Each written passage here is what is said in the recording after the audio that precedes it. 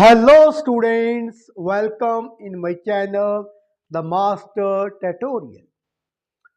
तो स्टूडेंट आज का जो हमारा विषय है, टॉपिक है, that is known as principle of movements. Topic को स्टार्ट करने से पहले आइए एक दफा हम रिवाइज कर लेते हैं व्हाट इज टॉर्क। टॉर्क क्या होती है? जैसे ये क्या है, आप देख रहे हैं एक वुडन स्टिक है। इस बिंदु पर ये क्या है, इसके अबाउट क्या है, रोटेट करती है। जब मैं इसके ऊपर क्या करता हूं, बल लगाता हूं, ऐसे हम क्या कर रहे हैं, बल लगा रहे हैं एंड ये क्या है, ऐसे घूम रही है। तो टॉर्क क्या है, प्रोड्यूस हो रही है। टॉर्क मीन्स जितना हम बल लगाते हैं, जिस बिंदु पर हम बल लगा रहे हैं, जैसे इस शोर पर मैं बल लगा रहा हूं, बल and distance from the axis of rotation, इन दोनों की मल्टीप्लिकेशन होती है, तब क्या है, टॉर्क प्रोड्यूस होती है। ठीक है, टर्निंग इफेक्ट ऑफ फोर्स। लेकिन यदि स्टूडेंट अब आगे बढ़ते हैं, यदि इस बिंदु के अक्रॉस अबाउट ये रोटेट करती है, यदि हम दोनों साइड पर बल इस तरह से लगा देते हैं, यदि ये अब क्या है, रोटेट नहीं कर रहे, यहां पर जो बल है हम लगा रहे हैं, एक मान लेते हैं इधर को लगा दिया नीचे को, एक इस तरफ लगा दिया नीचे को। अब ये क्या है, मूव नहीं कर रही, तब हम इसे कह सकते हैं ये जो अब वुडन की स्टिक है, ये रोटेशनल इक्विलिब्रियम में है, ये रोटेट नहीं कर रही। जो नेट इफेक्ट ऑफ फोर्स है, जो बल का प्रभाव है, वो क्या है, जीरो हो जाता है। आइए अब आगे बढ़ते हैं principal of movements. Principal of movements में अब देखें स्टूडेंट्स, पहले हम डेफिनेशन को रीड करते हैं। इसकी मैं 2 डेफिनेशन आपके साथ डिस्कस करने जा रहा हूं। पहली डेफिनेशन देखिए यहां पर, it states that if a body in rotational equilibrium, body क्या है, रोटेशनल इक्विलिब्रियम में है। कैसे? यहां पर आप डायग्राम को देखें,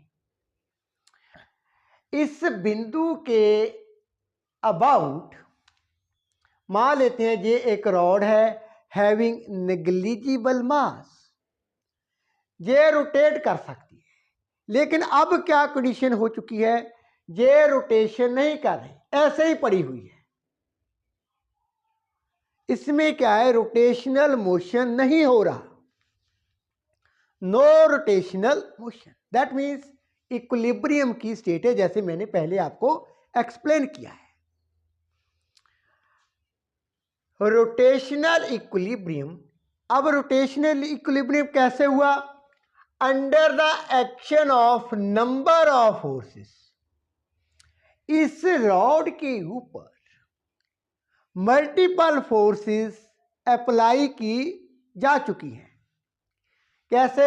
F1, F2, F3, F4, F5, number of forces क्या है, अब अप्लाई हो चुकी हैं and rod is in rotational equilibrium means no movements. आगे बढ़ते हैं, then the sum of clockwise movements. तो ये प्रिंसिपल ऑफ मूवमेंट हमें क्या बताता है, sum of clockwise movements is equal to the sum of anti clockwise movements. तो सम ऑफ क्लॉकवाइज मूवमेंट्स, ये रहा क्लॉक मैंने शो किया है। अब राइट हैंड साइड देखिए यहां पर, मीन्स F3, F4, F5, ये जो बल हैं ये क्या है, क्लॉकवाइज। क्या है ये? क्लॉकवाइज अप्लाई हो चुके हैं रॉड के इन बिंदुओं पर, सी, डी एंड ई बिंदु पर। वहीं पर जो बल F1 एंड F2 है वो एंटी क्लॉकवाइज है, ये क्लॉकवाइज एंड ये क्या है, एंटी क्लॉकवाइज। तो प्रिंसिपल ऑफ मूवमेंट के अकॉर्डिंग यहां पर देखें students, sum of clockwise movements का क्या मीनिंग है, यहां पर देखें पहले तो F1 हमने लिख लिया, मल्टीप्लाई ओ ए मीन्स जे दूरी, इसे हम मूवमेंट्स को और क्या कहते हैं, फोर्स ऑफ मूवमेंट्स को टॉर्क। तो F1 मल्टीप्लाई बाय ओ ए, इनका ऐड, और कौन सी फोर्स है जो एंटी क्लॉकवाइज है, दैट इज F2 एंड इसकी मल्टीप्लिकेशन यहां से ये रोटेट कर सकती है, दैट इज ओ बी।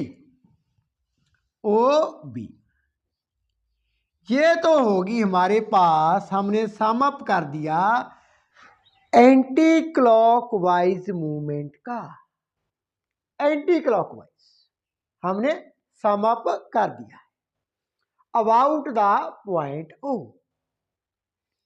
इसी तरह से अब हम बात करते हैं, सेकंड स्टेप है हमारा, सम अप करते हैं जो हमारी क्लॉकवाइज मूवमेंट्स हैं। कौन सी, क्लॉकवाइज, जिस तरफ घड़ी चलती है उसकी नीडल्स मूव करती है clockwise.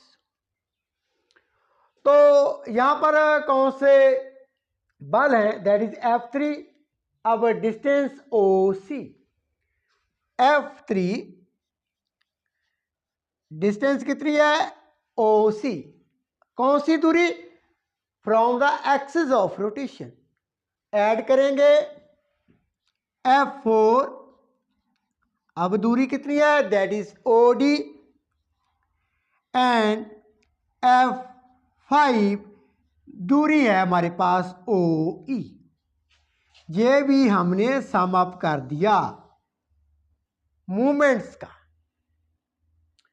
About the point O, ये है क्लॉकवाइज। तो according to principle of movement क्या कहता है, ये जब रॉड रोटेशनल इक्विलिब्रियम में होगी तो क्या होगा, तो sum of clockwise movements means F1 multiply by OA plus F2 multiply OB, ये किसके इक्वल होगा, equal to sum of anti clockwise movements. तो anti clockwise movements that is F3 multiply by OC, F4 multiply by OD plus F5 multiply by OE। तो ये है principal of movements. Student, इसी को एक और डेफिनेशन के थ्रू भी आप अंडरस्टैंड कर सकते हैं, वो डेफिनेशन भी आप लिख सकते हैं। आइए उसे भी हम डिस्कस कर लेते हैं with another example. So student, अब मैं सेकंड डेफिनेशन डिस्कस कर लेता हूं। If a body is in the rotational equilibrium, अब हमारे पास एक रॉड है, वो रोटेशनल इक्विलिब्रियम है, मींस नो मूवमेंट, ठीक है। आगे, under the action of number of forces, अब रॉड के ऊपर जिसका मास निग्लिजिबल है, दो बल लग रहे हैं, F1 anti clockwise, F2 clockwise direction में। तो under the action of a number of forces, then the algebraic sum of movements of all these forces about any point is 0. About any point is 0. Point क्या है? That is O. इस बिंदु के about ये rod क्या है? Move कर सकती है यदि बल लगाते हैं, लेकिन अब कंडीशन क्या है हमारे पास? जो रॉड है वो रोटेशनल इक्विलिब्रियम में है, मींस नो मूवमेंट्स। तो स्टूडेंट आपने एक बात देखनी है यहां पर, ये जो बल F1 अप्लाई किया है ये है एंटी क्लॉकवाइज। क्या है? Anti clockwise. जो टॉर्क होती है यदि वो एंटी क्लॉकवाइज हो तब वो पॉजिटिव होती है। क्या होती है? Positive bye convention.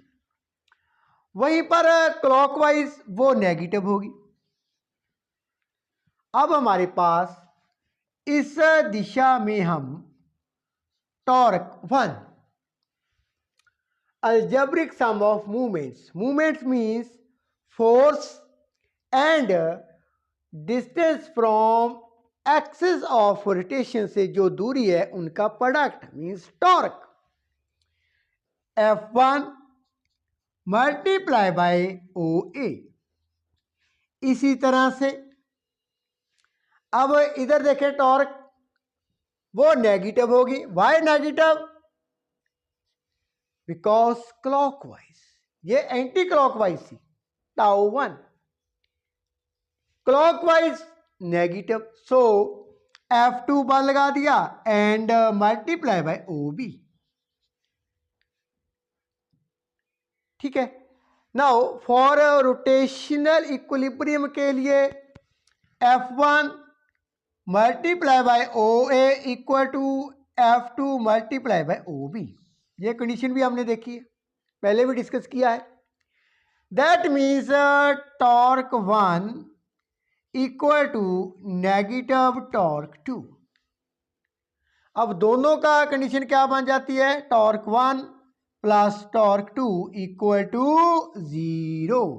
Algebraic sum of movements of all these forces about any fixed point is 0। जो अलजेब्रिक सम था फोर्सेस का about the any fixed point, fix point जहां पर O था तो वहां पर क्या है? Algebraic sum of all of the movements of all these forces, forces कौन सी थी? F1 and F2 about any point is 0, वो 0 है। मीन्स नेट टॉर्क क्या होती है? 0 होती है फॉर रोटेशनल इक्विलिब्रियम के लिए। हमने प्रिंसिपल ऑफ मूवमेंट्स की अब 2 डेफिनेशन डिस्कस की थी। I hope you understand the topic very well. If you have any question regarding this topic you can ask me in the comment section. Video अच्छी लगी तो शेयर कर देना, channel को प्लीज़ सब्सक्राइब कर लेना। Thank you so much for watching. And students, आने वाली वीडियो में मैं डिस्कस करने जा रहा हूँ व्हाट इज़ कपल। कपल क्या है इन फिजिक्स वो डिटेल में डिस्कस किया जाएगा। तब तक के लिए थैंक यू सो मच।